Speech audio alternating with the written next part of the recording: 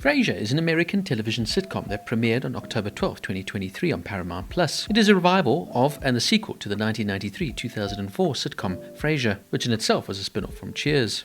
The show would run for 2 seasons, until it was cancelled by Paramount Plus. The revival now picks up shortly after the death of Frasier's father, Martin Crane, played by actor John Mahoney, who died of throat cancer at the age of 77. Frasier now returns to Boston in the hope of having a better relationship with his son, Frederick, played by Jack Cutmore Scott, who replaces Trevor Einhorn, who played the role in the original series. Perry Glippen returns as Roz Doyle, as does Bebe Neuwirth as Lilith Sternan. And we even get the returns of Harriet Sansom Harris as Bebe Glazier and Edward Hibbert as Jill Chesterton, not to mention Dan Butler as Bob Bulldog Briscoe.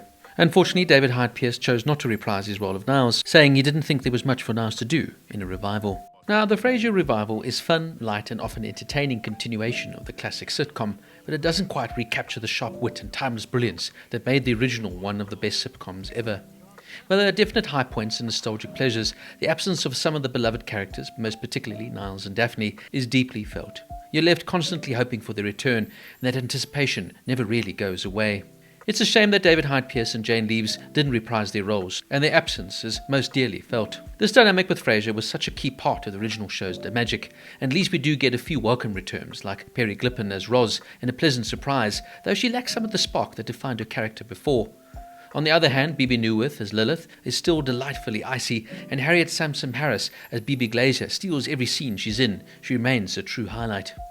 The new cast brings mixed results. Nicholas Lyndhurst has a strong job as Alan, though the portrayal leans a little bit too much into the stereotypical British inner American humour. Tox Alangonwana as Professor Olivia Finch is fun and charismatic, while Jess Salgueiro's Eve doesn't make much of a huge impact for me. Anders Keith as David Crane shows promise, but doesn't quite live up to the brilliance of Niles or the quirky charm of Daphne, who of course are his parents. J. Cutmore Scott as Freddie Crane was initially hard to warm up to for me, but over time he won me over. He clearly gives it his all and brings a grounded energy to the role.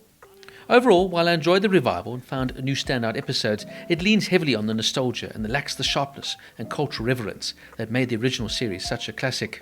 While Kelsey Grammer is still excellent as Frasier, because fundamentally he's playing himself and knows the character inside out, he too now also lacks the sharpness and charm that made Frasier such an enduring and wonderful character.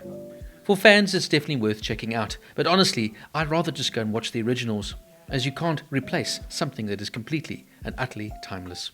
Frasier, the revival series, season 1 and 2, gets a 7.5 out of 10.